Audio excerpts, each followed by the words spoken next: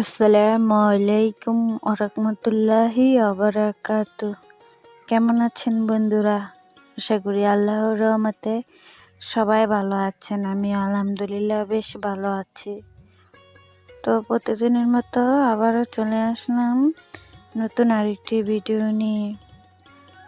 তো বন্ধুরা, আমার ভিডিও শুরুতে আগে আপনাদেরকে আমার খরগোশের বাচ্চাগুলো দেখাচ্ছি। দেখুন বন্ধুরা, মাশাআল্লাহ, আলহামদুলিল্লাহ, আল্লাহর রহমতে এবং আপনাদের দোয়ায় আমার খরগোশগুলো বাচ্চাগুলো খুবই ভালো আছে। দেখুন কেমন মিষ্টি পুষ্টি হয়েছে বাচ্চাগুলো, একেবারে রোগ বেলায় নেই আল্লাহর রহমতে। দেখুন মাশাআল্লাহ, এখন সুন্দর করে খায়, সব কিছুই খেতে পারে। এখন মানে দুধ খাওয়া বন্ধ করে দিয়েছে। এখন আলহামদুলিল্লাহ ঘাস, সবজি, ফল ফ্রুট সবই খেতে পারে। দেখুন মাশাআল্লাহ।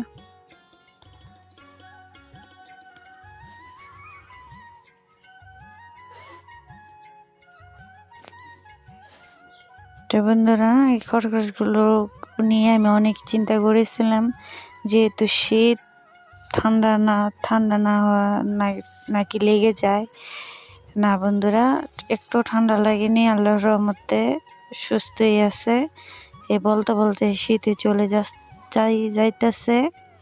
তো আমার চিন্তাও দূর হইতেছে, কারণ শীতের সময় বেশিরভাগই বাচ্চা কাচ্চা শীতে ঠান্ডায় মারা যায় যত্ন নিল। এখন মোটামুটি আলহামদুলিল্লাহ সব বাচ্চাগুলি ভালো আছে, মা বাচ্চা সবাই সুস্থ আছে। তো বন্ধুরা, এই তো রান্নার মাঝে চলে আসলাম। আজকে আমি 3 পদের সবজি দিয়ে মাছ রান্না করব। তো 3 পদের সবজি একসাথে মিক্সড করে মাছ রান্না করব। তো সবসময় 1 পদের সবজি দিয়ে মাছ রান্না হয়, তো আজকে আমি সবজিটা 3 পদের মিহিন করে তো মাছটা রান্না করব অন্যরকম ভাবে, সরিষার তেল দিয়ে। তো আজকে আমি সম্পূর্ণ রান্নাটা মাটির চুলায় করব। তো আপনাদের মাঝে আমি শেয়ার করা হয় না লার্কির চুলার রান্নাটা, তো আমি মাঝে মাঝে রান্না করি। তো আজকে আপনাদেরকে আমার লার্কির চুলাটা দেখাবো এবং লার্কির চুলা রান্না করে দেখাবো। তো মাঝে মধ্যে বেশিরভাগই গ্যাসে রান্না হয়, লার্কির চুলাই কম রান্না পড়ে। তো আজকে আমি লার্কির চুলায় রান্না করে আপনাদের মাঝে শেয়ার করব শীতের সবজিগুলো মাছ দিয়ে। তো এই শীতের সবজিগুলো হয়তো বা শীত গেলে পাওয়া যাবে না। তো শীত থাকতে থাকতেই তো যত ইচ্ছে এই সবজিগুলো রান্না করে খেয়ে নিই, তাই না? তো শীত গেলে তো আর পাওয়া যাবে না, শুধু বেগুনটাই 12 মাস পাওয়া যায়, ফুলকপিটা আর সিমটা পাওয়া যাবে না। তো আমি তো সবজিগুলো আমি কেটে ভালো করে ধুয়ে পরিষ্কার করে নিয়েছি। তেলাপিয়া মাছ দিয়ে আমি সবজিটা রান্না করব।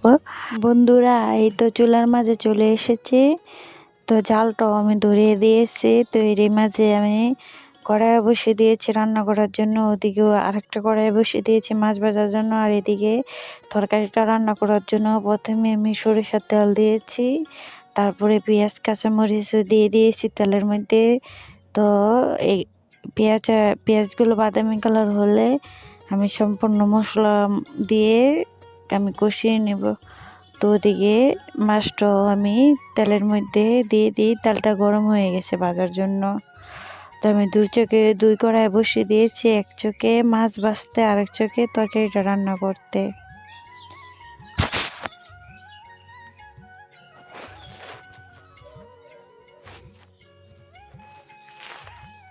তো বন্ধুরা, এই তো মাছগুলো দিয়ে দিয়েছি ভাজার জন্য। এদিকে এই পেঁয়াজগুলো বাদামি কালার হয়ে গেছে। তো বন্ধুরা, সরষের তেল রান্না করলে এরকম ফেনা ফেনা হয়ে যায় গরম তেলের মধ্যে পেঁয়াজ দিলে। তো পেঁয়াজগুলো দেখা যাচ্ছে না, তো পেঁয়াজগুলো বাদামি কালার হয়ে গেছে। তো এখন আমি আদা রসুন বাটা, হলুদ মরিচ লবণ দিয়ে একটু পানি দিয়ে ভালো করে মশলাটা আমি কষিয়ে নিব। তো বন্ধুরা, আপনারা হয়তো আমার লার্কির চুলাটা দেখে নিয়েছেন, এটা দোয়াইকা চুলা বলে। তো এই যখন চুলাটা গরম হবে তখন জালটা সহজে নিবে না। তো এখন এই চুলাটা চুলাটার মধ্যে রান্না করি এই কাঠের গুঁড়ি দিয়ে আর লাড়কি দিয়ে। তো যখন জালটা ধরবে তখনই সহজে নিভতে চায় না, সুন্দরভাবে রান্না হয়।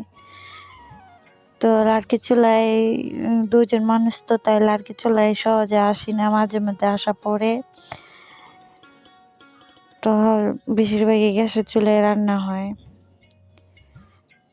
তো গ্যাসের চুলা রান্না বন্ধুরা স্বাদ লাগে না খেতে, লাড়কি চুলায় রান্না খেতে অনেকে ভালো লাগে।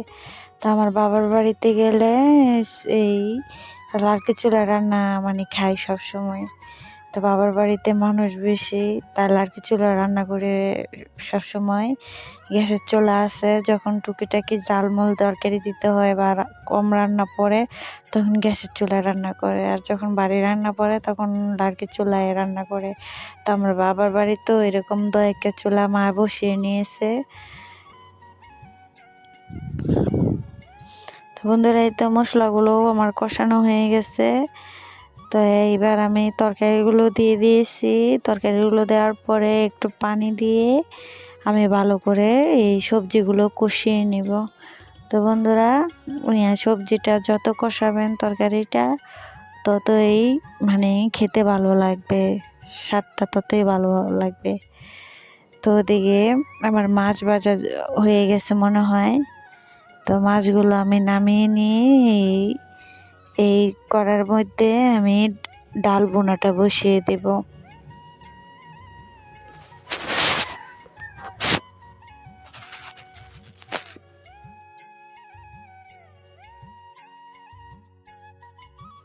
এই তো বন্ধুরা ডাল বোনাটা বসিয়ে দিয়েছি মাছগুলো নামিয়ে। তো এদিকে আমার তরকারিটা ভালো করে আমি কষিয়ে নিয়েছি। তো তরকারিটাও ভালো করে কষানো হয়ে গেছে। তো এবার আমি পরিমাণ মতো পানি দিয়ে মাছ ভাজাগুলোকে আমি দিয়ে দিব। তা আপনারা চাইলে এই টমেটো দিতে পারেন এই কাঁচা তরকারির মধ্যে। তো টমেটোটা আমার ঘরে ছিল না, তাই আজকে আমি টমেটোটা দিতে পারিনি। শুধু মাছগুলো দিয়েই আমি ভালো করে ঢাকনা দিয়ে তরকারিটা ভালো করে রান্না করে নিব।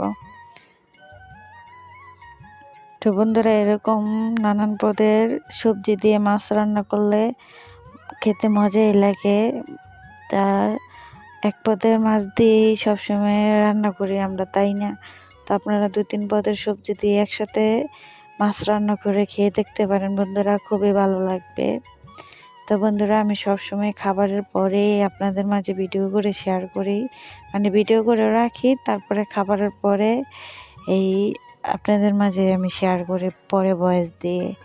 তো মাশাল্লাহ খেতে অনেকে ভালো লেগেছিল সবজিটা। আপনারা অবশ্যই সব সবজি একলগে মিক্স করে রান্না করে মাছ দিয়ে আপনারা অবশ্যই খাবেন, খুবই ভালো লাগবে।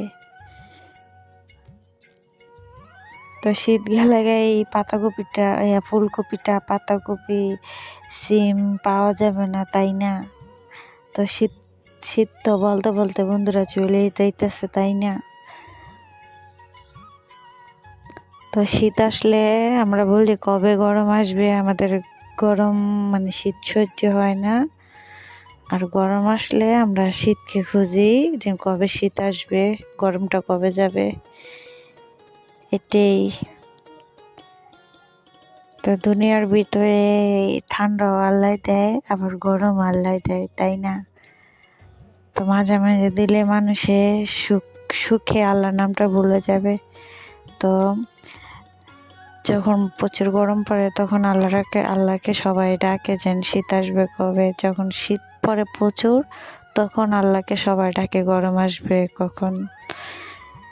তা আল্লাহ শীত গরম দিয়ে সবাইকে বুঝিয়ে দেয়।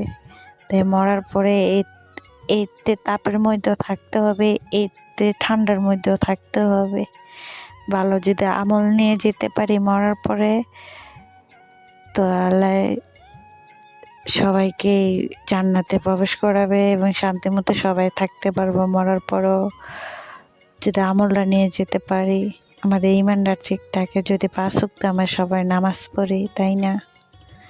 তো আমরা মুসলিম যাই করি না কেন সবাই 5 ওয়াক্ত নামাজ পড়ে ইমানটা ঠিক রেখে হালাল পথে চলে হারাম জিনিস বেছে হালাল জিনিস খেয়ে যেন আমরা সবাই মরতে পারি।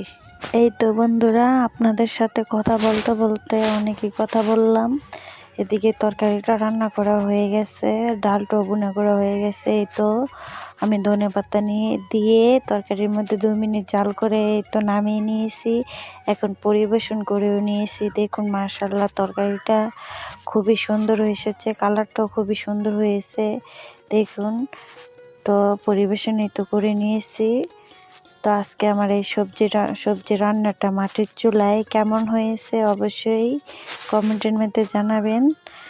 আর আপনারা সব রকমের সবজি শীত যাওয়ার আগেই সব রকমের সবজি একসাথে মিক্স করে রান্না করে খেয়ে দেখুন। তো শীতকালে আপনারা হয়তো বা এরকম নানান পদের সবজি নাও পেতে পারেন।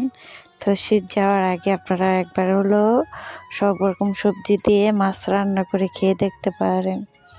আবার নিরামিষও রান্না করে খেয়ে দেখুন। তো শীতকালে এরকম নানান পদের সবজি পাবেন না। তো আজ এই পর্যন্তই। সবাই ভালো থাকবেন, সবাই সুস্থ থাকবেন, সবাই সবার পাশে থাকবেন, সবাই সবার জন্য দোয়া করবেন। আসসালামু আলাইকুম ওয়া রাহমাতুল্লাহি ওয়া বারাকাতু। আল্লাহ হাফেজ বন্ধুরা। দাঁড়ান বন্ধুরা, যদি লাইক দিতে ভুলে যান ভিডিও দেখতে দেখতে, অবশ্যই একটা লাইক দিয়ে যাবেন প্লিজ।